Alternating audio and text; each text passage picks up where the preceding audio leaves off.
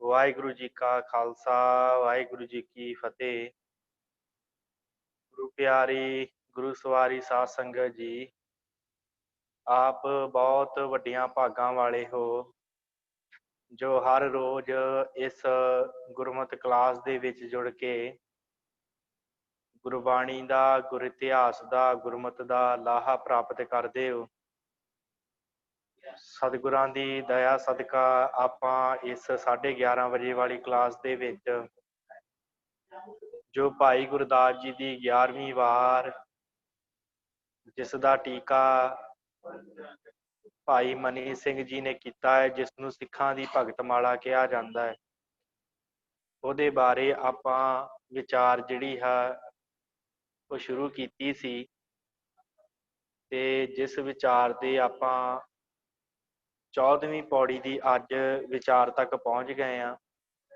14ਵੀਂ ਪੌੜੀ ਤੋਂ ਅੱਜ ਆਪਾਂ ਜੋ ਹੈ ਸਿੱਖਾਂ ਦੇ ਨਾਮ ਜੋ ਸ਼ੁਰੂ ਹੁੰਦੇ ਹਨ, ਕੀ ਉਹਨਾਂ ਦਾ ਕਰਮ ਸੀ, ਕਿਵੇਂ ਉਹ ਸਤਿਗੁਰਾਂ ਦੇ ਕੋਲ ਆ ਕੇ ਕੀ ਸਵਾਲ ਜਵਾਬ ਕੀਤੇ ਤੇ ਕਿਵੇਂ ਮੁਕਤੀ ਪਾਈ, ਉਹਦੇ ਬਾਰੇ ਆਪਾਂ ਵਿਚਾਰ ਚਰਚਾ ਕਰਨੀ ਹੈ।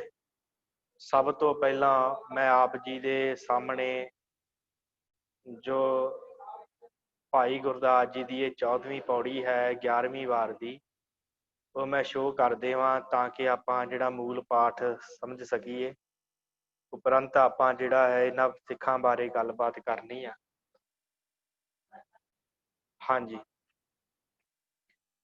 14ਵੀਂ ਪੌੜੀ ਦੇ ਵਿੱਚ ਸਿੱਖਾਂ ਦੇ ਜਿਹੜੇ ਨਾਮ ਆਏ ਹਨ,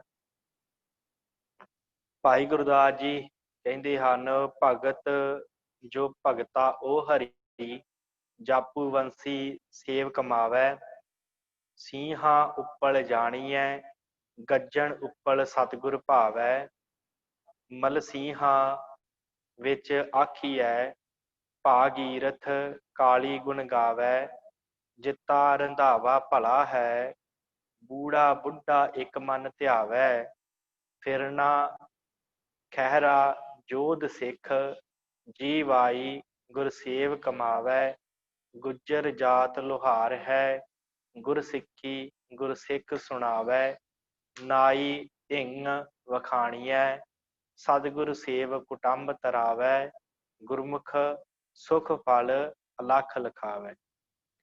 ਸੋ ਇਹਨਾਂ ਸਿੱਖਾਂ ਦੇ ਬਾਰੇ ਜੋ ਗੱਲ ਹੈ, ਇਹਦੇ ਆਪਾਂ ਪਹਿਲਾਂ ਪੌੜੀ ਦੇ ਸ਼ਾਬਦਿਕ ਅਰਥ ਕਰ ਲਈਏ, ਫਿਰ ਉਪਰੰਤ ਆਪਾਂ ਜਿਹੜੀ ਹੈ ਸਿੱਖਾਂ ਦੇ ਬਾਰੇ ਜੋ ਵਿਚਾਰ ਭਾਈ ਮਨੀ ਸਿੰਘ ਜੀ ਨੇ ਦੱਸੀ ਹੈ ਉਹਦੇ ਬਾਰੇ ਆਪਾਂ ਗੱਲ ਕਰਨੀ ਹੈ। ਸਭ ਤੋਂ ਪਹਿਲਾਂ ਸਿੱਖ ਦਾ ਨਾਮ ਹੈ ਭਗਤਾ ਉਹਰੀ ਤੇ ਜਾਪੂ ਵੰਸੀ। ਇਹ ਦੋ ਸਿੱਖ ਹਨ। ਇਹਨਾਂ ਵੀ ਸਤਿਗੁਰਾਂ ਦੀ ਸੇਵਾ ਕੀਤੀ, ਭਗਤੀ ਕੀਤੀ। ਵਾਹਿਗੁਰੂ, ਭਗਤਾ ਉਹਰੀ ਤੇ ਜਾਪੂ ਵੰਸੀ। ਫਿਰ ਉਸ ਤੋਂ ਬਾਅਦ ਸਿੰਘਾਂ ਉੱਪਲ ਜਾਣੀਐ, ਗੱਜਲ ਉੱਪਲ ਸਤਿਗੁਰ ਭਾਵੈ। ਇਹ ਦੋਵੇਂ ਭਰਾ ਸਨ, ਚਾਚੇ ਤਾਏ ਦੇ ਪੁੱਤਰ, ਸਿੰਘਾਂ ਉੱਪਲ ਤੇ ਗੱਜਣ ਉੱਪਲ। ਇਹ ਦੋਵੇਂ ਸਤਿਗੁਰਾਂ ਦੇ ਬੜੇ ਪਿਆਰੇ ਸਿੱਖ ਸਨ। ਮੈਲ ਸਿੰਘਾਂ ਦਾ ਚੌਧਰੀ ਸੀ ਭਾਈ ਭਗੀਰਥ, ਕਾਲੀ ਦੇਵੀ ਦਾ ਉਪਾਸ਼ਕ, ਤੇ ਉਹ ਵੀ ਸਤਿਗੁਰਾਂ ਦਾ ਭਗਤ ਬਣ ਕੇ ਤੇ ਸਤਿਗੁਰਾਂ ਦੇ ਚਰਨੀ ਲੱਗ ਕੇ ਉਹਦਾ ਵੀ ਕਲਿਆਣ ਹੋਇਆ। ਫਿਰ ਉਸ ਤੋਂ ਬਾਅਦ ਜਿੱਤਾ ਰੰਧਾਵਾ ਭਲਾ ਹੈ, ਬੂੜਾ ਬੁੱਢਾ ਇੱਕ ਮਨ ਧਿਆਵੈ। ਜਿੱਤਾ ਰੰਧਾਵਾ ਜੱਟ ਸਿੱਖ ਸੀ ਤੇ ਇਹ ਵੀ ਸਤਿਗੁਰਾਂ ਦਾ ਬੜਾ ਭਲਾ ਸਿੱਖ ਸੀ। ਬੂੜਾ ਬੁੱਢਾ, ਬਾਬਾ ਬੁੱਢਾ ਜੀ ਬਾਰੇ, ਬਾਬਾ ਬੁੱਢਾ ਜੀ ਇੱਕ ਮਨ ਧਿਆ ਕੇ ਅਕਾਲ ਪੁਰਖ ਨੂੰ ਪ੍ਰਾਪਤ ਹੋਏ ਸਤਿਗੁਰਾਂ ਦਾ ਉਪਦੇਸ਼ ਮੰਨ ਕੇ। ਫਿਰਨਾ ਖਹਿਰਾ ਜੋਧ ਸਿੱਖ, ਜੀਵਾਈ ਗੁਰਸੇਵ ਕਮਾਵੇ। ਫਿਰਨਾ ਖਹਿਰਾ ਜਾਤ ਦਾ ਸਿੱਖ ਸੀ ਤੇ ਜੋਧ ਸਿੱਖ ਸੀ। ਇਹ ਦੋ ਸਿੱਖ ਸਤਿਗੁਰਾਂ ਦੀ ਬੜੀ ਟਹਿਲ ਸੇਵਾ ਕਰਦੇ ਸਨ, ਸਤਿਗੁਰਾਂ ਦੇ ਬੜੇ ਪਿਆਰੇ ਸਿੱਖ ਸਨ।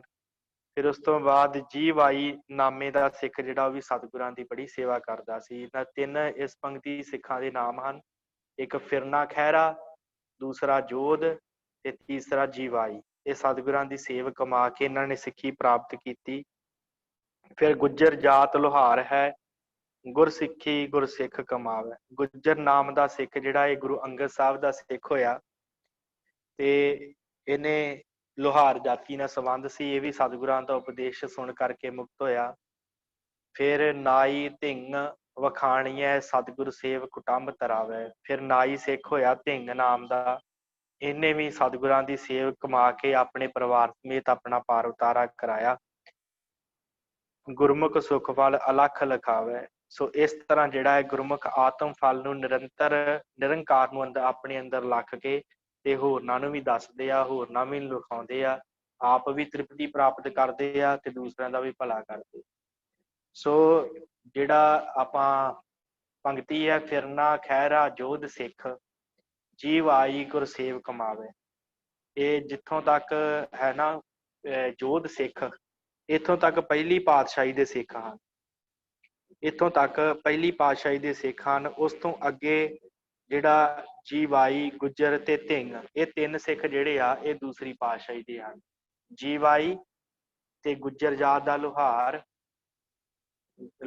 ਜਾਤ ਦਾ ਗੁੱਜਰ ਸਿੱਖ ਤੇ ਧਿੰਗ ਨਾਈ, ਇਹ ਜਿਹੜੇ ਹਨ ਇਹ ਦੂਸਰੀ ਪਾਤਸ਼ਾਹੀ ਦੇ ਸਿੱਖ ਹਨ। ਤੇ ਇੱਥੋਂ ਤੱਕ ਜਿਹੜਾ ਹੈ ਪਹਿਲੀ ਪਾਤਸ਼ਾਹੀ ਦੇ ਸਿੱਖ ਹਨ ਭਾਈ ਜੋਧ ਜੀ ਤੱਕ।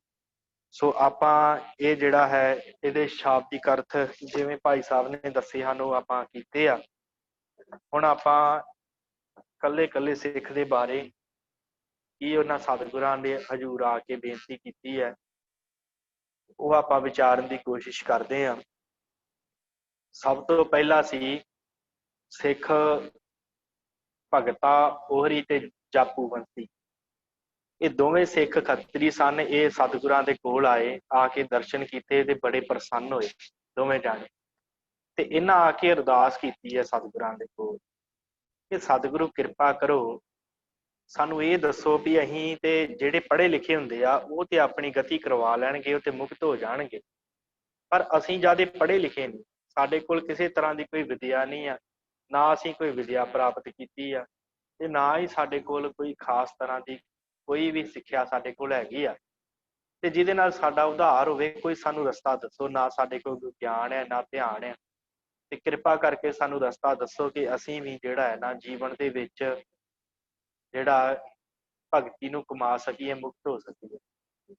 ਤੇ ਸਤਿਗੁਰਾਂ ਨੇ ਬਚਨ ਕੀਤਾ, ਗੁਰੂ ਨਾਨਕ ਸਾਹਿਬ ਨੇ, ਸਤਿਗੁਰਾਂ ਨੇ ਕਿਹਾ ਕਿ ਅਸਲ 'ਚ ਸਿੱਖੋ ਤੁਸੀਂ ਆਏ ਹੋ, ਤੁਸੀਂ ਜੇ ਸਨਮੁਖ ਹੋ ਕੇ ਰਹੋਗੇ ਨਾ ਤੇ ਫਿਰ ਤੁਹਾਡਾ ਕਲਿਆਣ ਹੋਵੇਗਾ, ਤੇ ਪਰ ਜੇ ਤੁਸੀਂ ਮਨਮੁਖ ਹੋ ਕੇ ਰਹੋਗੇ ਤੇ ਫਿਰ ਤੁਹਾਡਾ ਕਲਿਆਣ ਨਹੀਂ ਹੋਏਗਾ। ਉਹ ਕਹਿੰਦੇ ਸਾਨੂੰ ਇਹ ਦੱਸੋ ਕਿ ਮਨਮੁਖ ਕੌਣ ਹੁੰਦੇ ਆ, ਮਨਮੁਖਾਂ ਦੀ ਕੀ ਬਿਰਤੀ ਆ, ਕੀ ਲੱਛਣ ਹੁੰਦੇ ਆ। ਕੱਲ ਆਪਾਂ ਵਿਚਾਰਿਆ ਸੀ ਸਨਮੁਖਾਂ ਦੇ ਲੱਛਣ। ਉਹ ਕਹਿੰਦੇ ਜੀ ਸਾਨੂੰ ਮਨਮੁਖਾਂ ਦੇ ਲੱਛਣ ਦੱਸੋ, ਮਨਮੁਖ ਕਿਹੜੇ ਹੁੰਦੇ। ਤੇ ਫਿਰ ਸਤਿਗੁਰਾਂ ਨੇ ਕਿਹਾ 4 ਲੱਛਣ ਮਨਮੁਖ ਦੇ ਵਿੱਚ ਹੁੰਦੇ ਆ। 4 ਲੱਛਣ, 4 ਲੱਛਣ ਜਿਹਦੇ ਵਿੱਚ ਆ ਉਹ ਮਨਮੁਖ ਹੈ। ਤੇ ਉਹਨਾਂ ਕਿਹਾ ਜੀ ਸਾਨੂੰ ਖੁੱਲ ਕੇ ਸਮਝਾਓ ਕਿਹੜੇ ਹੁੰਦੇ ਆ ਮਨਮੁਖ। ਸਤਿਗੁਰਾਂ ਨੇ ਕਿਰਪਾ ਕੀਤੀ। ਸਤਿਗੁਰੂ ਕਹਿੰਦੇ ਸਭ ਤੋਂ ਪਹਿਲਾ ਮਨਮੁਖ ਦੇ ਵਿੱਚ ਔਗਣ, ਸਭ ਤੋਂ ਪਹਿਲਾ ਲੱਛਣ ਹੁੰਦਾ ਈਰਖਾ। ਦੂਸਰਾ ਜਿਹੜਾ ਲੱਛਣ, ਦੂਸਰਾ ਔਗਣ ਹੁੰਦਾ ਘਿਰਣਾ। ਤੀਸਰਾ ਲੱਛਣ, ਤੀਸਰਾ ਔਗਣ ਹੈ ਨਿੰਦਾ। ਤੇ ਚੌਥਾ ਲੱਛਣ ਹੈ ਹੱਠ ਬਿਰਤ। ਕਹਿੰਦੇ ਸਤਿਗੁਰੂ ਸਾਨੂੰ ਚੰਗੀ ਤਰ੍ਹਾਂ ਦੱਸੋ ਇਹ 4 ਗੁਣਾਂ ਦੇ ਬਾਰੇ।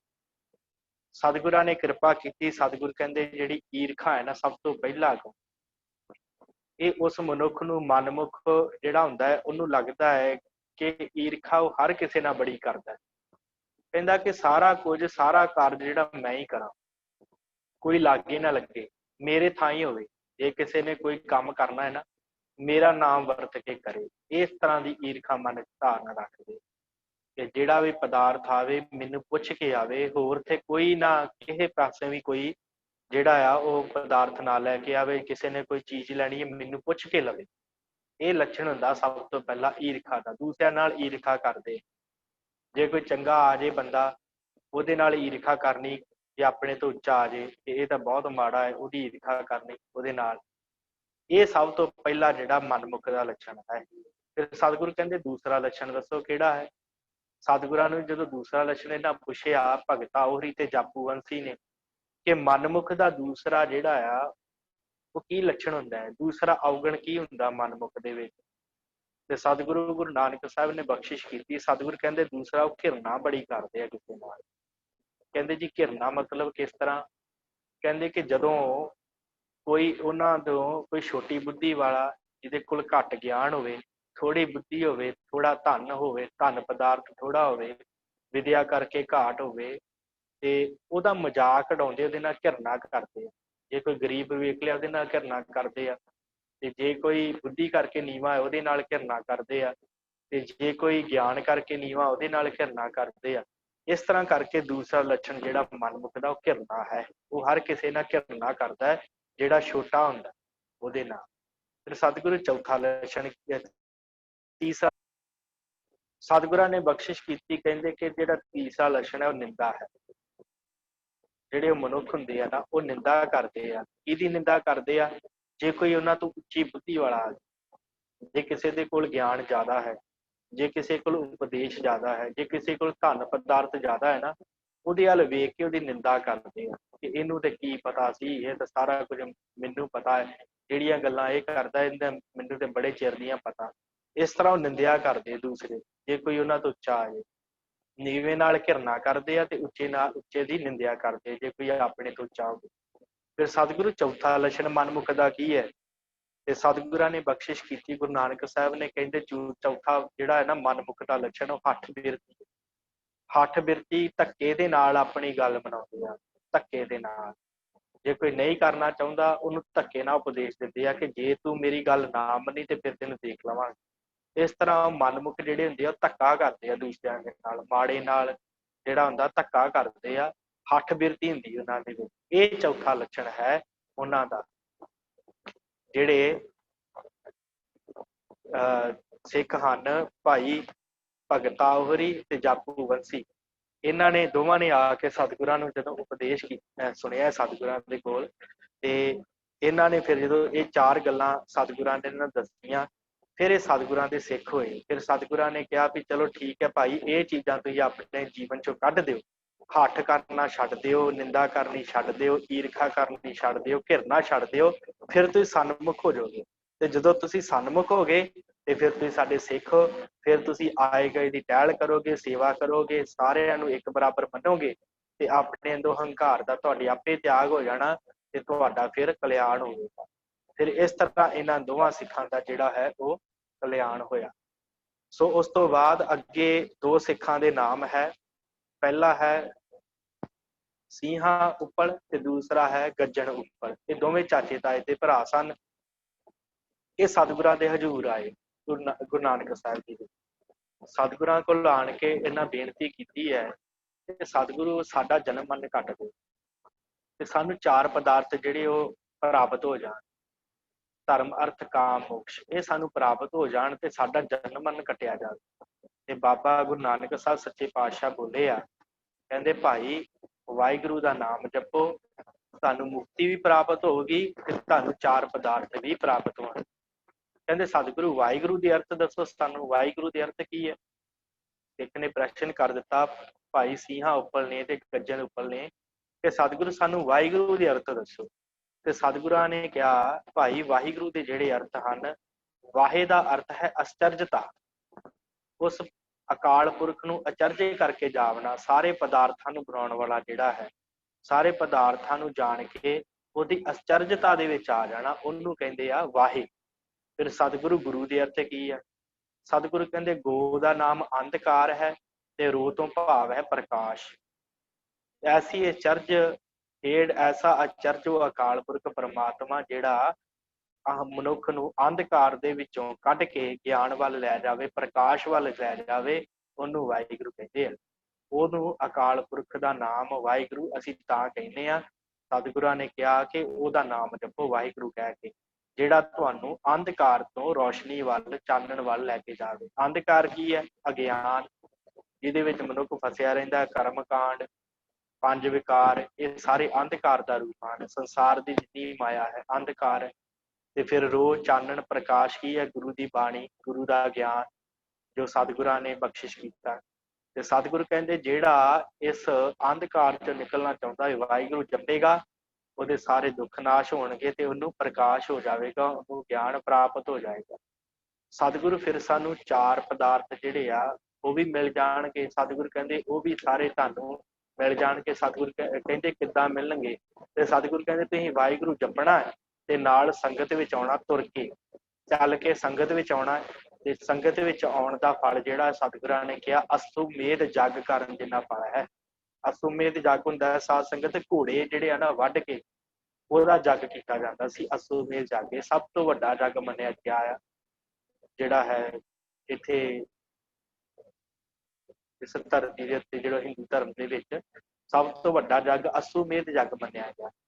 ਤੇ ਸਤਿਗੁਰਾਂ ਨੇ ਕਿਹਾ ਜਿਹੜਾ ਸੰਗਤ ਵਿੱਚ ਆਉਣਾ ਹੈ ਨਾ ਇਹ ਅਸੁਮੇਧ ਜਗ ਵਰਗਾ ਹੈ। ਤੇ ਫਿਰ ਉਸ ਤੋਂ ਬਾਅਦ ਮਾਇਆ ਦੇ ਨਾਲ ਆਪ ਵੀ ਵਰਤਣਾ ਤੇ ਮਾਇਆ ਸਿੱਖਾਂ ਦੇ ਵਿੱਚ ਵੀ ਵਰਤਾਉਣ ਤੇ ਆਪਣਾ ਮਨ ਜਿਹੜਾ ਭਗਤੀ ਦੇ ਵਿੱਚ ਲਾ ਕੇ ਰੱਖਣਾ। ਕਾਮਨਾਵਾਂ ਦੀ ਜਿਹੜੀ ਪੂਰਤੀ ਹੈ ਵਾਹਿਗੁਰੂ ਤੁਹਾਡੀ ਕਰ ਦੇਵੇਗਾ, ਤੁਹਾਨੂੰ ਸਾਰਾ ਕੁਝ ਪ੍ਰਾਪਤ ਹੋਏਗਾ, ਗਿਆਨ ਵੀ, ਅਰਥ ਵੀ। ਕਿਉਂਕਿ ਤੁਸੀਂ ਆਏ ਹੋ, ਤੁਸੀਂ ਪੁੱਛਿਆ ਕਿ ਸਾਨੂੰ 4 ਪਦਾਰਥ ਕਿਵੇਂ ਮਿਲਣਗੇ, ਤੇ ਸਤਿਗੁਰਾਂ ਨੇ ਕਿਹਾ ਤੁਹਾਨੂੰ 4 ਪਦਾਰਥ ਵੀ ਮਿਲਣਗੇ, ਤੁਹਾਨੂੰ ਸਾਰਾ ਕੁਝ ਪ੍ਰਾਪਤ ਹੋ ਜਾਵੇਗਾ, ਗਿਆਨ ਵੀ ਤੇ ਮੁਕਤੀ ਵੀ ਤੁਹਾਨੂੰ ਜਿਹੜੀ ਹੈ ਉਹ ਪ੍ਰਾਪਤ ਹੋ ਜਾਏਗੀ। ਤੇ ਤੁਸੀਂ ਪਿਛਲੇ ਰਾਤੀ ਉੱਠ ਕੇ ਅੰਮ੍ਰਿਤ ਵੇਲੇ ਉੱਠ ਕੇ ਤੇ ਨਾਮ ਜਪਣਾ ਹੈ ਤੇ ਬਾਣੀ ਪੜ੍ਹਨੀ ਹੈ, ਕਿਰਤ ਕਰਨੀ ਹੈ। ਤੇ ਜਦੋਂ ਸਵਾਸ ਤਾਂ ਨੂੰ ਖਿੱਚਣਾ ਉਦੋਂ ਵਾਹਿਗੁਰੂ ਨੂੰ, ਜਦੋਂ ਸਵਾਸ ਹੇਠਾਂ ਉਤਾਰਨਾ ਉਦੋਂ ਗੁਰੂ ਉਚਾਰਨ ਕਰਨਾ ਹੈ।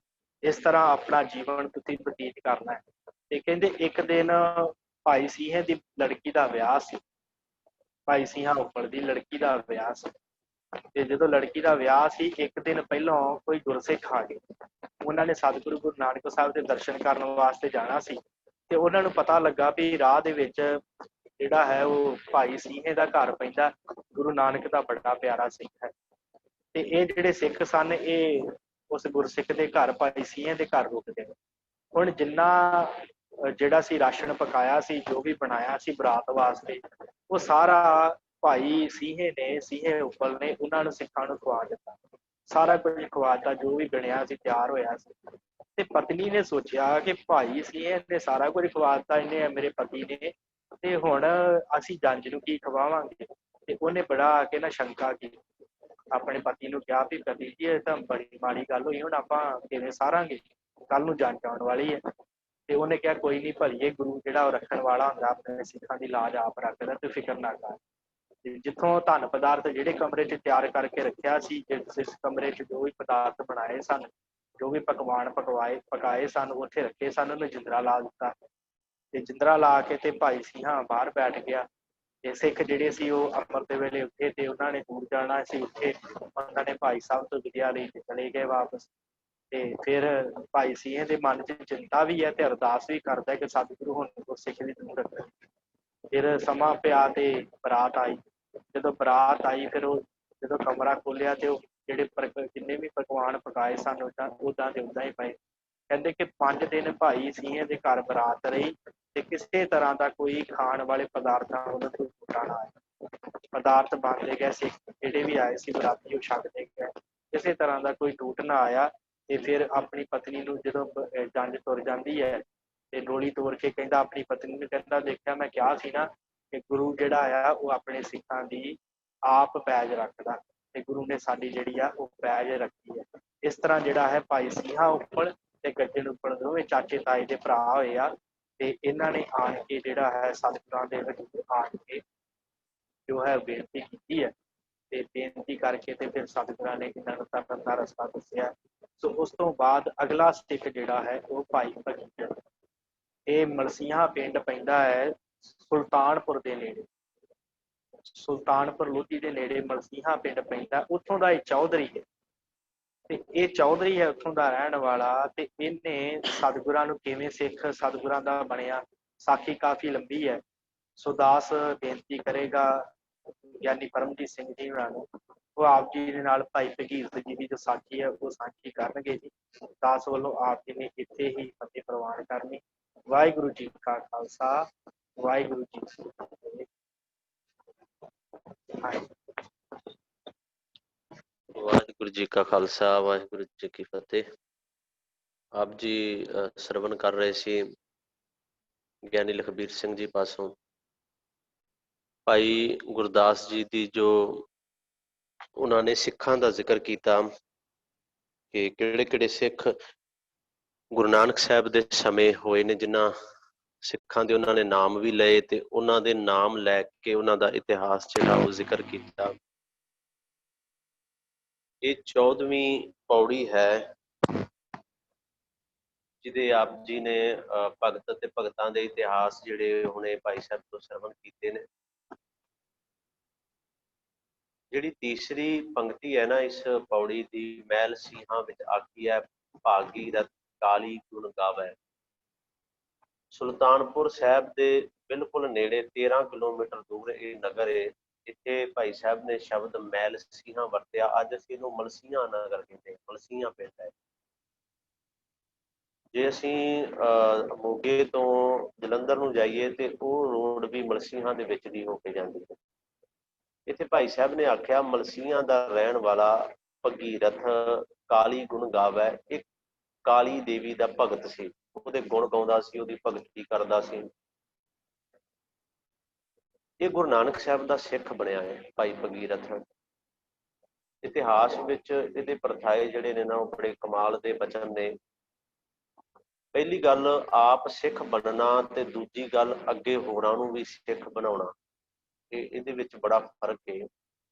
ਜਿਹੜਾ ਆਪ ਸਿੱਖ ਬਣਿਆ, ਸਿੱਖ ਬਣਨ ਤੋਂ ਬਾਅਦ ਉਹਨੇ ਇੰਨੀ ਕੁ ਸਮਰੱਥਾ ਗੁਰੂ ਸਾਹਿਬ ਤੋਂ ਹਾਸਲ ਕਰ ਲਈ ਕਿ ਉਹਨੇ ਦੂਜਿਆਂ ਨੂੰ ਵੀ ਸਿੱਖ ਬਣਾਉਣ ਦੇ ਉਹ ਸਮਰੱਥ ਹੋ ਗਿਆ। ਪਹਿਲੀ ਗੱਲ ਤੇ ਆਪਾਂ ਭਗੀਰਥ ਦਾ ਜ਼ਿਕਰ ਕਰਾਂਗੇ।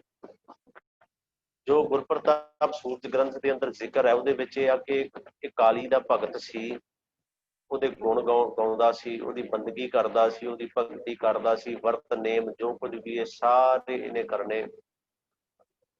ਮਨ ਦੇ ਅੰਦਰ ਜਿਹੜੀ ਲਾਲਸਾ ਸੀ ਨਾ ਉਹ ਲਾਲਸਾ ਸੀ ਮੁਕਤੀ ਦੀ, ਪਦਾਰਥਾਂ ਦੀ ਲਾਲਸਾ ਨਹੀਂ ਸੀ। ਦੋ ਤਰ੍ਹਾਂ ਦੀ, ਕਿਉਂਕਿ ਅਸੀਂ ਜਦੋਂ ਭਗਤੀ ਵਾਲੇ ਪਾਸੇ ਜਾਂ ਗੁਰੂ ਵਾਲੇ ਪਾਸੇ ਆਉਣੇ ਆ ਤੇ ਅਸੀਂ ਨਾਲ ਇੱਕ ਲਾਲਸਾ ਲੈ ਕੇ ਚੱਲਦੇ ਹਾਂ ਸੰਸਾਰ ਦੇ ਪਦਾਰਥਾਂ ਦੀ। ਪਰ ਇੱਥੇ ਭਾਈ ਭਗੀਰਥ ਜੀ ਦੇ ਅੰਦਰ ਜਿਹੜੇ ਉਹ ਸੰਸਾਰ ਦੇ ਪਦਾਰਥਾਂ ਦੀ ਲਾਲਸਾ ਨਹੀਂ ਸੀ, ਇਹਨਾਂ ਦੇ ਅੰਦਰ ਮੁਕਤੀ ਦੀ ਲਾਲਸਾ ਸੀ ਕਿ ਮੈਂ ਇਸ ਸੰਸਾਰ ਸਮੁੰਦਰ ਤੋਂ ਜਿਹੜਾ ਹੈ ਉਹ ਮੁਕਤ ਹੋਣਾ ਹੈ ਹਮੇਸ਼ਾ ਦੇ ਲਈ। ਹੁਣ ਲਗਾਤਾਰ ਇਹ ਭਗਤੀ ਕਰ ਰਿਹਾ ਹੈ ਦੇਵੀ ਕਾਲੀ ਦੀ। ਤੇ ਸਮਾਂ ਆਇਆ, ਕਹਿੰਦੇ ਇੱਕ ਦਿਨ ਉਸ ਦੇਵੀ ਨੇ ਜਿਹੜਾ ਆਖਿਆ ਸੀ ਇਹਨੂੰ ਕਿ ਜੇ ਤੂੰ ਮੁਕਤੀ ਪਦਾਰਥ ਚਾਹੁੰਦਾ ਹੈ ਤੇ ਮੈਂ ਦੇ ਸਕਦੀ ਹਾਂ, ਧਨ ਦੌਲਤ ਜੋ ਵੀ ਚਾਹੁੰਦਾ ਹੈ ਉਹ ਦੇ ਸਕਦੀ ਹਾਂ, ਤੇ ਜੇ ਤੂੰ ਮੁਕਤੀ ਦੀ ਗੱਲ ਕਰੇ ਤੇ ਮੁਕਤੀ ਦੇਣ ਦੀ ਸਮਰੱਥਾ ਜਿਹੜੀ ਉਹ ਮੇਰੇ ਕੋਲ ਨਹੀਂ ਹੈ। ਵੈਸੇ ਇੱਕ ਮੈਂ ਗੁਰਬਾਣੀ ਦੀ ਪੰਕਤੀ ਤੁਹਾਨੂੰ ਇਹ ਵੀ ਸੁਣਾਉਂਦਾ ਜਾਵਾਂ ਕਿ ਜਦੋਂ ਅੰਦਰ ਗਿਆਨ ਪੈਦਾ ਹੋ ਜਾਂਦਾ ਹੈ ਨਾ, ਗਿਆਨ ਅੰਦਰ, ਫਿਰ ਗੁਰੂ ਸਾਹਿਬ ਨੇ ਆਖਿਆ ਕਿ ਮੁਕਤ ਬਪੜੀ ਭੀ ਗਿਆਨੀ ਤਿਆਗੈ। ਜਦੋਂ ਅੰਦਰ ਗਿਆਨ ਪੈਦਾ ਹੋ ਗਿਆ ਉਦੋਂ ਫਿਰ ਸਿੱਖ ਦੇ ਅੰਦਰ ਮੁਕਤੀ ਦੀ ਲਾਲਸਾ ਵੀ ਨਹੀਂ ਰਹਿ ਜਾਂਦੀ। ਉਦੋਂ ਇੱਕ ਓੰਕਾਰ ਨੂੰ ਧਿਆਉਣ ਵਾਲਾ ਜਿਹੜਾ ਸਿੱਖ ਹੈ ਨਾ ਉਹ ਇੱਕ ਓੰਕਾਰ ਦਾ ਰੂਪ ਹੀ ਬਣਨਾ ਚਾਹੁੰਦਾ ਹੈ। ਉਹ ਉੱਥੇ ਫਿਰ ਮੁਕਤੀ ਦੀ ਗੱਲ ਨਹੀਂ ਹੈ, ਮੈਂ ਪਰਮਾਤਮਾ ਦਾ ਰੂਪ ਹੀ ਬਣਨਾ ਹੈ, ਇਹ ਗੱਲ ਆ ਜਾਂਦੀ ਹੈ। ਮੁਕਤ ਬਪੜੀ, ਇਹ ਗੁਰਬਾਣੀ ਦੀ ਪੰਕਤੀ ਹੈ, ਮੁਕਤ ਬਪੜੀ ਭੀ ਗਿਆਨੀ ਤਿਆਗੇ। ਉਹ ਮੁਕਤੀ ਨੂੰ ਵੀ ਤਿਆਗ ਦਿੰਦਾ ਹੈ, ਛੱਡ ਦਿੰਦਾ ਹੈ। ਖੈਰ ਇਹਨੂੰ ਦੱਸਿਆ ਕਿ ਜੇ ਤੂੰ ਚਾਹੁੰਦਾ ਹੈ ਸਾਰਾ ਕੁਝ ਤੇ ਫਿਰ ਤੈਨੂੰ ਗੁਰੂ ਨਾਨਕ ਸਾਹਿਬ ਦੇ ਕੋਲ ਜਾਣਾ ਪਏਗਾ, ਜਿਹੜਾ ਇਹ ਸੁਲਤਾਨਪੁਰ ਸਾਹਿਬ ਤੋਂ ਸੁਲਤਾਨਪੁਰ ਲੋਧੀ ਦੀ ਧਰਤੀ ਦੇ ਨੇ। ਕਹਿੰਦੇ ਇਹ ਉੱਥੋਂ ਚੱਲਿਆ ਸੁਲਤਾਨਪੁਰ ਸਾਹਿਬ, ਗੁਰੂ ਨਾਨਕ ਸਾਹਿਬ ਦੇ ਕੋਲ ਪਹੁੰਚਿਆ। ਮੇਰੇ ਪਾਤਸ਼ਾਹ ਦਾ ਬਚਨ ਬੜੇ ਕਮਾਲ ਦਾ ਸੀ। ਆਖਿਆ ਸੀ ਭਾਈ ਭਗੀਰਥ, ਜੇ ਤੇ ਉਸ ਪਰਮਾਤਮਾ ਨੂੰ ਮਿਲਣਾ ਚਾਹੁੰਦਾ ਹੈ ਨਾ, ਜੇ ਤੇਰੇ ਮਨ ਦੇ ਅੰਦਰ ਲਾਲਸਾ ਹੈ ਮੈਂ ਪਰਮਾਤਮਾ ਦਾ ਰੂਪ ਬਣਾ, ਤੇ ਤੈਨੂੰ ਦੇਵੀ ਦੀ ਜਿਹੜੀ ਭਗਤੀ ਉਹ ਛੱਡਣੀ ਪਏਗੀ। ਸਿੱਖੀ ਤੇ ਸਿੱਖੀ ਟਿਕਦੀ ਨਹੀਂ ਹੈ। ਗੁਰੂ ਅਰਜਨ ਸਾਹਿਬ ਦੇ ਵੀ ਬੋਲ ਨੇ ਕਿ ਜੇ ਤੂੰ ਚਾਹੇ ਕਿ ਭਾਂਡਾ ਪਹਿਲਾਂ ਭਰ ਕੇ ਲੈ ਕੇ ਆਇਆ, ਭਾਵੇਂ ਉਹ ਪਾਣੀ ਨਾਲ ਭਰਿਆ ਜਾਂ ਕਿਸੇ ਹੋਰ ਨਾਲ, ਤੂੰ ਕਹੇ ਵੀ ਇਹਦੇ ਵਿੱਚ ਦੁੱਧ ਪਾ ਦਿਓ, ਭਰੇ ਦੇ ਵਿੱਚ ਥੋੜੀ ਕੁਝ ਪਏਗਾ, ਇਹਨੂੰ ਖਾਲੀ ਕਰ।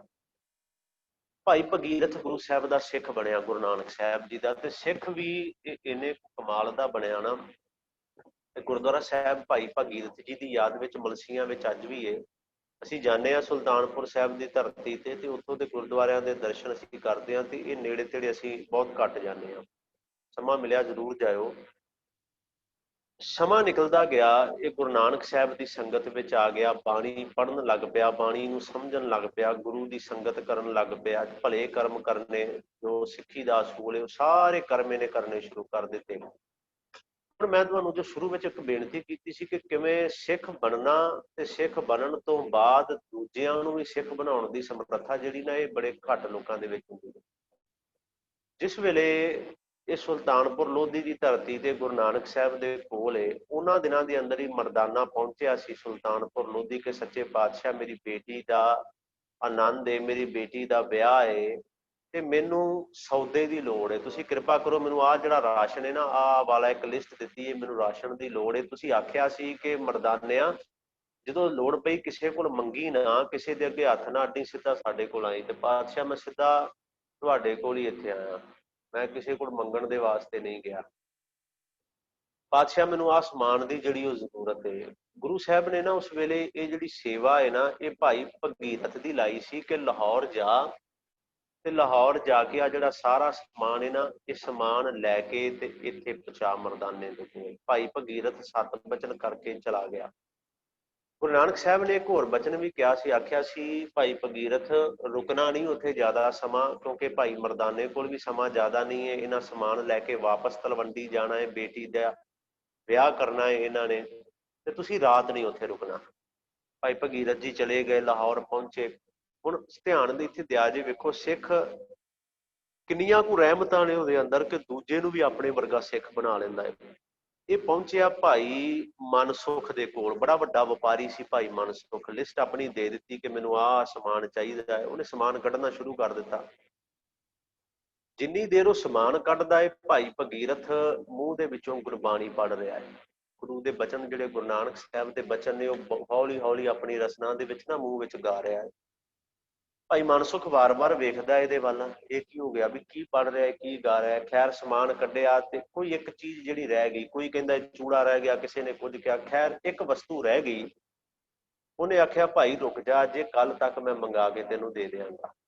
ਭਾਈ ਭਗੀਰਥ ਨੇ ਆਖਿਆ ਨਹੀਂ, ਮੇਰੇ ਗੁਰੂ ਦਾ ਹੁਕਮ ਹੈ ਕਿ ਅੱਜ ਸ਼ਾਮ ਨੂੰ ਹੀ ਮੁੜ ਕੇ ਆਉਣਾ ਹੈ, ਤੇ ਮੈਂ ਅੱਜ ਮੁੜ ਕੇ ਹੀ ਜਾਣਾ ਹੈ, ਤੁਸੀਂ ਜਿਵੇਂ ਵੀ ਹੋ ਸਕਦਾ ਹੈ ਪ੍ਰਬੰਧ ਕਰੋ। ਖੈਰ ਉਹਨੇ ਬੜਾ ਸਮਝਾਇਆ ਵੀ ਇਹ ਨਹੀਂ ਮਿਲੇਗਾ। ਬੜਾ ਵੱਡਾ ਵਪਾਰੀ ਸੀ ਭਾਈ ਮਨਸੁਖ, ਜੇ ਮੇਰੇ ਕੋਲੋਂ ਨਹੀਂ ਮਿਲਿਆ ਤੇ ਲਾਹੌਰ ਚੋਂ ਕਿਤੋਂ ਵੀ ਨਹੀਂ ਮਿਲੇਗਾ। ਇਹ ਕਹਿੰਦਾ ਜੀ ਗੁਰੂ ਦਾ ਬਚਨ ਹੈ ਤੇ ਮੇਰੇ ਲਈ ਗੁਰੂ ਦੇ ਬਚਨ ਤੋਂ ਵੱਡੀ ਕੋਈ ਚੀਜ਼ ਨਹੀਂ ਹੈ, ਮੈਂ ਵਾਪਸ ਜਾਵਾਂਗਾ ਹੀ ਜਾਵਾਂਗਾ, ਤੁਸੀਂ ਜਿਵੇਂ ਮਰਜ਼ੀ ਅਰੇਂਜ ਕਰ ਸਕੋ, ਪ੍ਰਬੰਧ ਕਰ ਦਿਓ।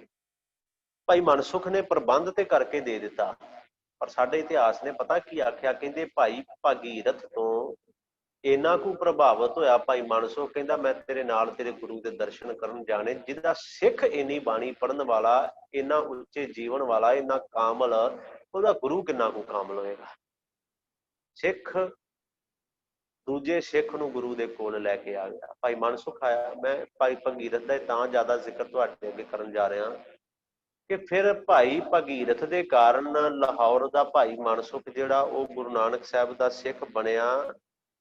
ਬੜਾ ਪਿਆਰ ਵਾਲਾ ਇਹ ਸਿੱਖ ਸੀ, ਬੜੇ ਪ੍ਰੇਮ ਵਾਲਾ ਇਹ ਸਿੱਖ ਸੀ। ਇਹਦਾ ਵਪਾਰ ਬੜੀ ਦੂਰ ਦੂਰ ਤੱਕ ਸੀ। ਇਹ ਸੀ ਜਿਹਦਾ ਜਦੋਂ ਜਾਣ ਲੱਗਾ ਨਾ ਸੰਗਲਾ ਦੀਪ, ਅੱਜ ਦਾ ਜਿਹਨੂੰ ਅਸੀਂ ਸ਼੍ਰੀਲੰਕਾ ਕਹਿੰਦੇ ਹਾਂ, ਵਪਾਰ ਦੇ ਵਾਸਤੇ ਚੱਲਿਆ, ਗੁਰੂ ਸਾਹਿਬ ਕੋਲ ਆਇਆ। ਗੁਰੂ ਸਾਹਿਬ ਨੇ ਬਚਨ ਕਹੇ ਸਨ ਕਿ ਕਹਿੰਦਾ ਬਾਦਸ਼ਾਹ ਮੈਂ ਵਪਾਰ ਤੇ ਨਹੀਂ ਜਾਣਾ, ਮੈਂ ਤੁਹਾਨੂੰ ਨਹੀਂ ਛੱਡ ਕੇ ਜਾ ਸਕਦਾ। ਵੇਖੋ ਗੁਰੂ ਤੇ ਸਿੱਖ ਦਾ ਪਿਆਰ ਕਿੰਨਾ ਹੈ, ਕਿੰਨਾ ਪਿਆਰ ਹੈ ਗੁਰੂ ਤੇ ਸਿੱਖ ਦਾ। ਮੈਂ ਤੁਹਾਨੂੰ ਛੱਡ ਕੇ ਨਹੀਂ ਜਾ ਸਕਦਾ, ਤੁਹਾਡੇ ਤੋਂ ਦੂਰ ਨਹੀਂ ਰਹਿ ਸਕਦਾ ਮੈਂ। ਸੱਚੇ ਪਾਤਸ਼ਾਹ ਨੇ ਆਖਿਆ ਭਾਈ ਮਨਸੁਖ, ਅਸੀਂ ਕਹਿੰਦੇ ਆ ਕਿਰਤ ਕਰੋ, ਨਾਮ ਜਪੋ ਤੇ ਵੰਡ ਛਕੋ। ਅਸੀਂ ਕਦੇ ਨਹੀਂ ਆਖਿਆ ਕਿ ਨਾਮ ਜਪੋ ਤੱਕ ਹੀ ਸੀਮਤ ਰੱਖਣਾ ਹੈ। ਅਸੀਂ ਕਿਰਤ ਕਰੋ ਵੀ ਆਖੀਏ ਤੇ ਨਾਮ ਜਪੋ ਵੀ ਆਖਿਆ ਤੇ ਵੰਡ ਛਕੋ। ਅਸੀਂ ਵਿਹਲੜ ਨਹੀਂ ਬਣਾਉਣਾ ਚਾਹੁੰਦੇ। ਜਿਵੇਂ ਸਾਧ ਕਰਦੇ ਨੇ ਵੀ ਵਿਹਲੜ ਬਿਠਾਤੇ ਲਿਆ ਕੇ, ਕੋਈ ਕੰਮ ਨਹੀਂ, ਕੋਈ ਕਾਰ ਨਹੀਂ। ਕਹਿੰਦੇ ਅਸੀਂ ਉਹ ਕੰਮ ਨਹੀਂ ਕਰਨਾ। ਤੁਸੀਂ ਆਪਣਾ ਵਪਾਰ ਨਾ ਛੱਡੋ। ਤੇ ਇੱਥੇ ਹੁਣ ਧਿਆਨ ਨਾਲ ਸੁਣਿਓ, ਜੋ ਇਤਿਹਾਸ ਵਿੱਚ ਮੈਂ ਪੜ੍ਹਿਆ, ਮੈਂ ਨਹੀਂ ਕਹਿੰਦਾ ਕਿ ਮੈਂ ਬਿਲਕੁਲ ਦਰੁਸਤ ਹਾਂ ਇਸ ਗੱਲ ਤੇ, ਜੋ ਮੈਂ ਪੜ੍ਹਿਆ ਇੱਥੇ ਗੁਰੂ ਸਾਹਿਬ ਨੇ ਆਖਿਆ ਸੀ ਭਾਈ ਮਨਸੁਖ ਸਾਡੀ ਬਾਣੀ ਲਿਖ ਕੇ ਲੈ ਜਾ। ਗੁਰੂ ਦੇ ਸ਼ਬਦ ਜਿਹੜੇ ਨਾ ਧੁਰ ਕੀ ਬਾਣੀ, ਇਹਨੂੰ ਲਿਖ ਕੇ ਆਪਣੇ ਨਾਲ ਲੈ ਜਾ ਤੇ ਸਮਝੀ ਗੁਰੂ ਤੇਰੇ ਅੰਗ ਸੰਗ।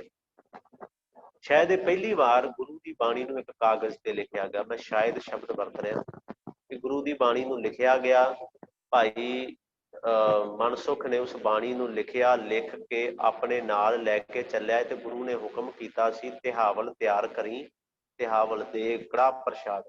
ਕੜਾਹ ਪ੍ਰਸ਼ਾਦ ਦਾ ਨਾਮ ਤਿਹਾਵਲ ਹੈ। ਤਿਹਾਵਲ ਦਾ ਅਰਥ ਹੈ ਤਿੰਨ ਚੀਜ਼ਾਂ ਜਿਹੜੀਆਂ ਨੇ ਨਾ, ਆਟਾ ਹੈ, ਖੰਡ ਹੈ ਤੇ ਇਹ ਘਿਓ, ਇੱਕੋ ਸਮਾਨ ਪੈਂਦਾ ਹੈ, ਇੱਕੋ ਜਿੰਨਾ ਹੀ।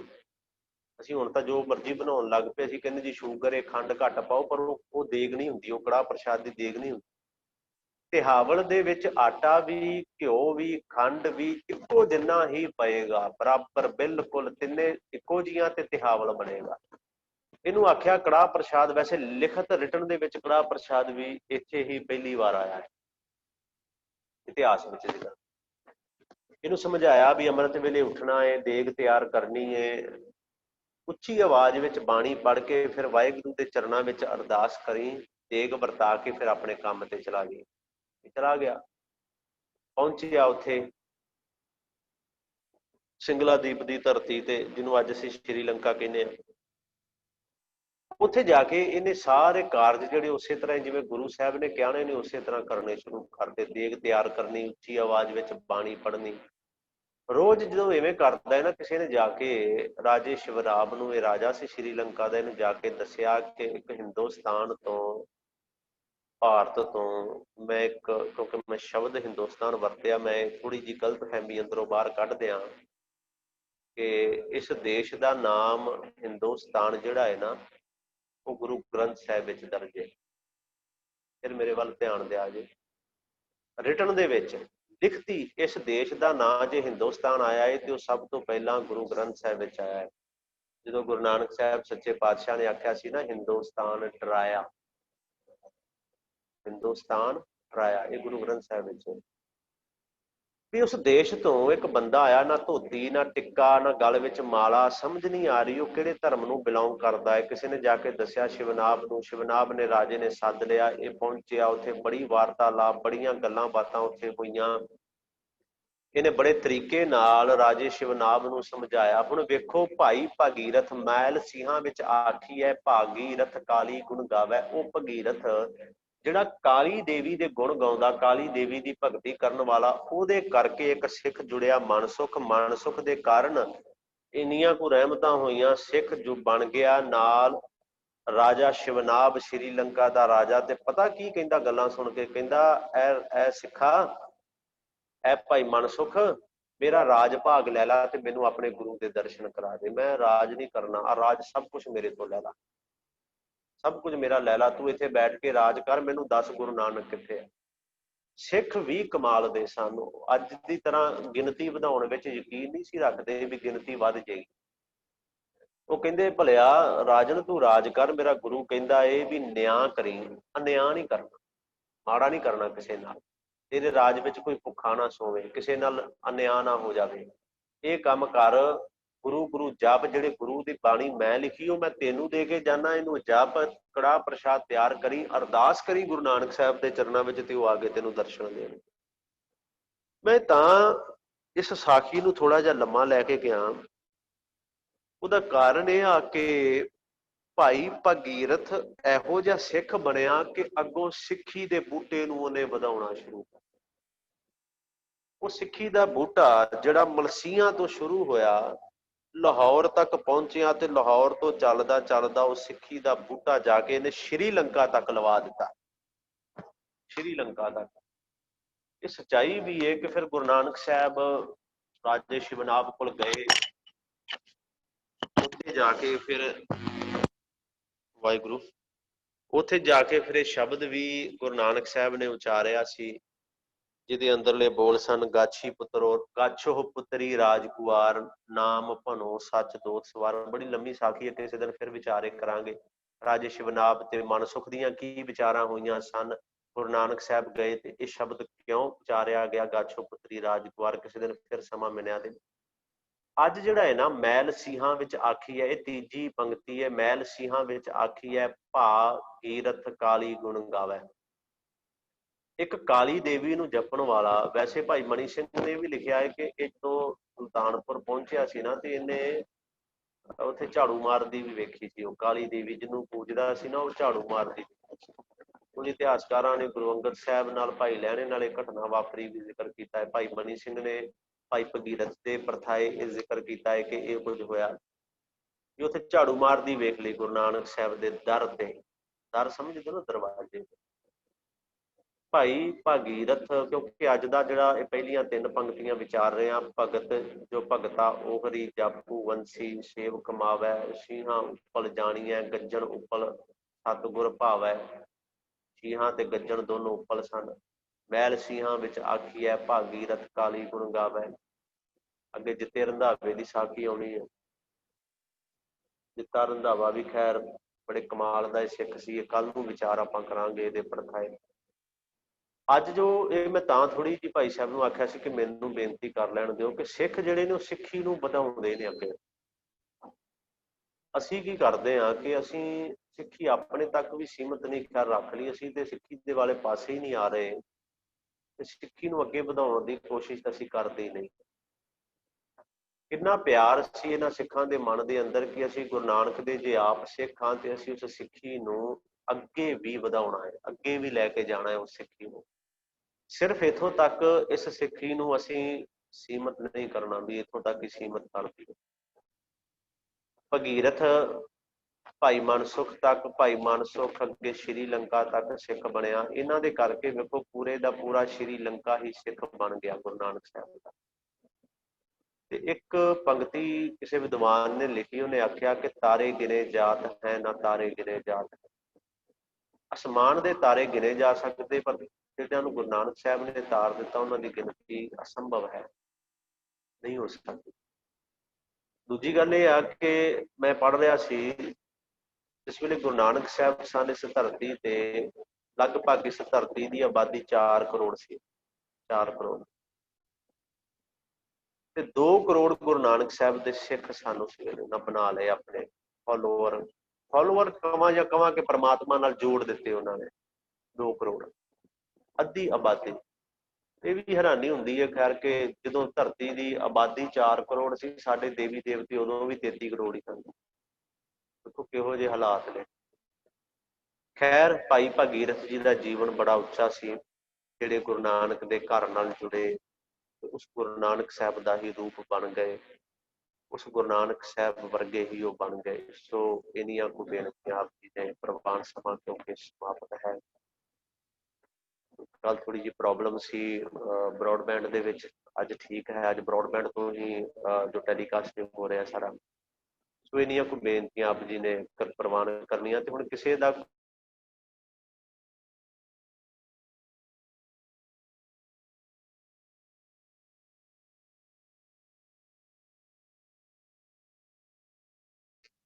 ਵਾਹਿਗੁਰੂ ਵਾਹਿਗੁਰੂ ਥੋੜੀ ਜਿਹੀ ਪ੍ਰੋਬਲਮ ਆਈ ਸੀ। ਤੇ ਜੇ ਕਿਸੇ ਦਾ ਕੋਈ ਸਵਾਲ ਹੈ ਤਾਂ ਤੁਸੀਂ ਆਪਣਾ ਅੱਜ ਦੇ ਨਾਲ ਹੀ ਰਿਲੇਟਡ ਜੋ ਹੈ ਆਪਣਾ ਮਾਈਕ ਔਨ ਕਰਕੇ ਤੁਸੀਂ ਸਵਾਲ ਪੁੱਛ ਸਕਦੇ ਹੋ। ਵਾਹਿਗੁਰੂ। ਹਾਂਜੀ